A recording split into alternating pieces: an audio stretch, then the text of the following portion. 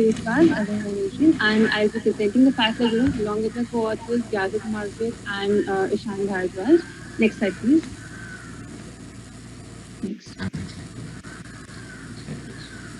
Another next. The Firefly unit is in entirety a communication system targeted at the needs of a communication in remote locations over long ranges. The existing technology in this area is exhausted, it's paralyzed, so we came up with a system that is going to help from end to end. This system was curated to address this issue in such a way that the solution should be portable, should be small in size, should be secure, low cost, and low power consumption. Also, we made sure that the entire system is as such that minimal prerequisites will be there. The system is made up of interconnected devices which we are calling fireflies. As the entire architecture of the system mimics the behavior of spontaneous synchronization of a fleet of a firefly. If you have seen like a fleet of fireflies, they always have a synchronized glow that happens, which is what we mimic in this entire system. The Firefly unit is at a stage where it can be directly used in scenarios such as adventurous hiker groups, forest rangers, solar defense, and disaster management, etc. Now, Marzo will be taking over and will be proceeding further with the presentation. Thank you, Shreya. Now let's talk about existing modes of communication. There are cell towers, satellites, copper wires, fiber optic cables, microwave signals, and radio frequencies. Cell towers are very popular and common, but it's not very secure and face many geological and monetary limitations when it comes to remote locations. Satellites are also a very common mode of communication, but their signals weaken over long distances. Also, anyone can listen in on satellite signals. So, sensitive data must be sent in a secret or encrypted codes. Now, there are the copper wires which are transmitted through repeaters since the signals have to be refreshed every 2 miles. Yazid, is this the correct slide that is being displayed? Like technologies involved are being displayed. Like, are you displaying? Ma'am, this is the next topic. Ma'am, you went further. Like, you want me to go to previous slide? Yes, ma'am.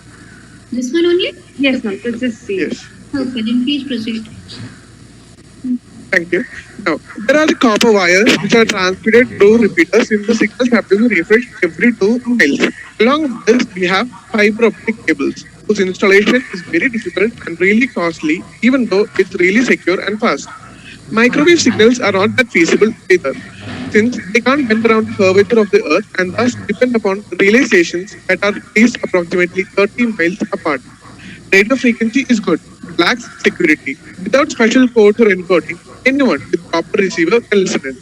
Now, the presentation will be continued by my co-author, Shan. Oh yes, thank you, Marjit.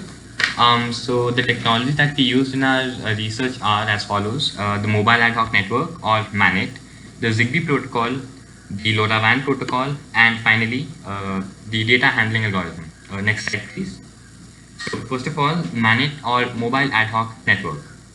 So an ad hoc network is a collection of mobile nodes which forms a temporary network without any need of a centralized administration.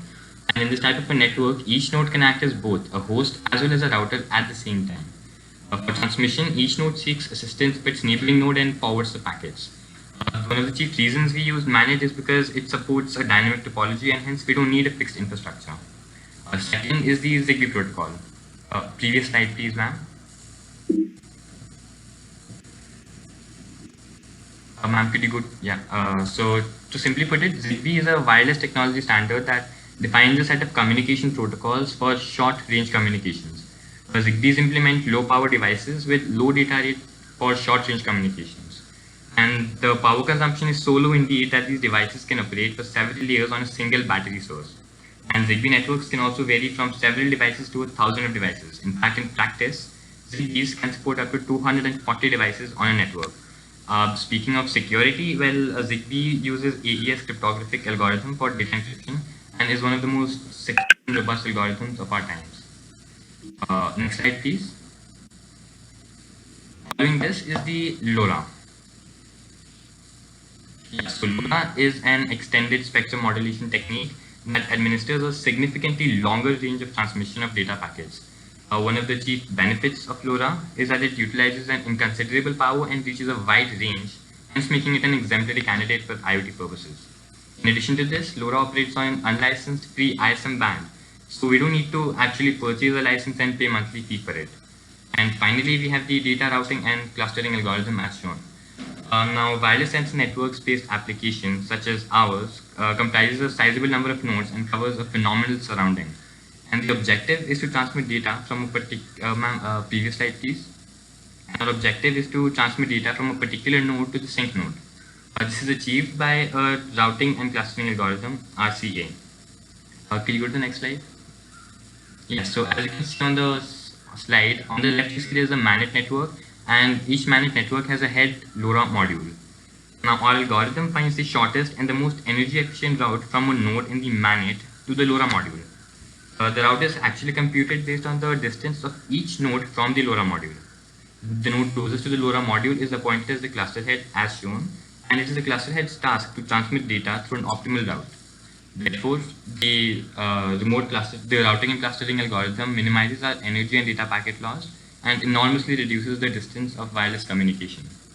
I should now hand over the mic to Shreya. Thank you, Shan. I'll be quickly going over the Firefly in its architecture. The architecture is built as such that the low cost factor and the performance is balanced. Each and every node, be it the normal or the LoRa node, have all the components from the child node, as you can see on the right of your presentation. It contains the sensor package, the microcontroller, and the XBee module. The XBee module is what we are using to deploy the ZigBee protocol. But only the LoRa node will additionally have a LoRa module on top of the child node, distinguishing it from the rest of the cluster. The sensor package here is versatile. It has multiple IoT applications. It can go from a very basic gas sensor to any n number of IoT applications. One of our key things that we've wanted, this entire card should be extremely small. So we carefully designed it and currently measures to be about 3 into 2.8 centimeters, which makes it very, very portable and handy. The novel routing clustering algorithm, as Ishan was talking about, is running on every microcontroller base and is taking the data periodically. Since battery is also a concern, that is why we made sure that everything is going to sleep and is waking up at the same time, and everything is happening in a periodic manner to get the best out of the entire system. When any of the nodes are triggered, ma'am, can you go to previous slide? Thank you so much. When any of the nodes are triggered to send a message to the base station, here, as you can see the cylinder over on the right of the diagram, that is the base station. So if any of the nodes are triggered, let's just say, for example, node 6 is trying to send a signal to the base station. When node 6 is triggered to send a message to the base station, the RCA, the routing and the clustering algorithm, based on the distances of every node from it, chooses the cluster head. In this example, the cluster head is pointed to be node 4 because it's the closest to the LoRa node. And the cluster head is basically responsible to make the data jump from the entire MANET cluster to the LoRa node. Once the LoRa node receives the data, it directly transmits to the sink node, making the long distance commute. Next slide, please.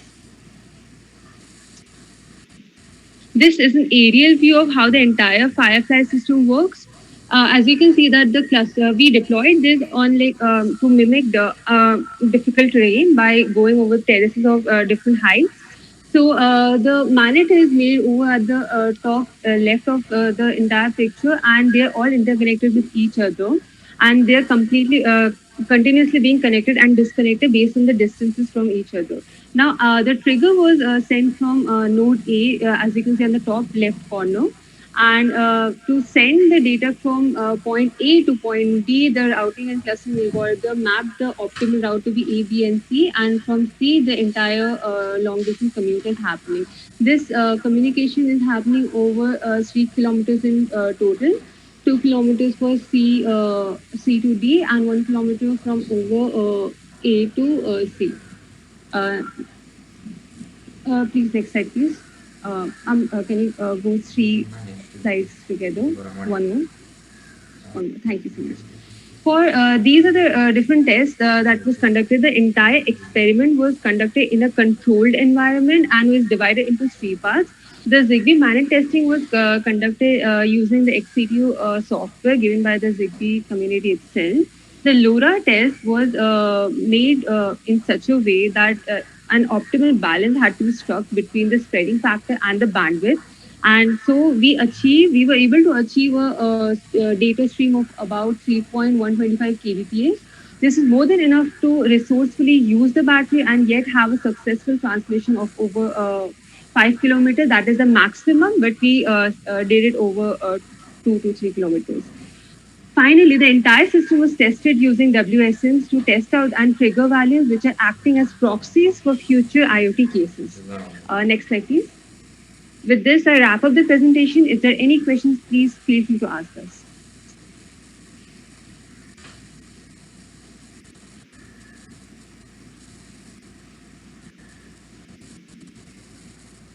So if anyone has any question, please raise your hand.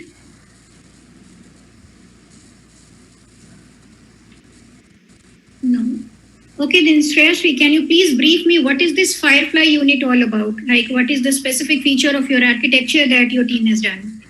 Yes, ma'am. The Firefly unit, like I said in the beginning, it's a communication system. It's a very needed communication system, ma'am. Just for example, if a hiker group goes on a difficult terrain and a difficult hilly area where the cellular tower or the different technologies that my co-author Margaret mentioned are exhausted over there. It's not there. It doesn't work. Then this device they can carry with themselves, and they will be all the time in touch with each other and in touch with the base station, which could be in a more planar area. So it's for those cases. We wanted to have a communication system which is applicable everywhere, anywhere. It doesn't matter if there's a difficult terrain or if like there's no existing technology laid over there. And we designed it in such a way that it's portable and it's easy to use. And because we are using Manet, it's very easy for a layman to just switch it on and just go over it. They don't have to configure themselves to be in the network. They can just switch it on and walk into the network, and they will be automatically connected to the network. That is the beauty of this entire system. Okay, Shreya, thank you for your presentation.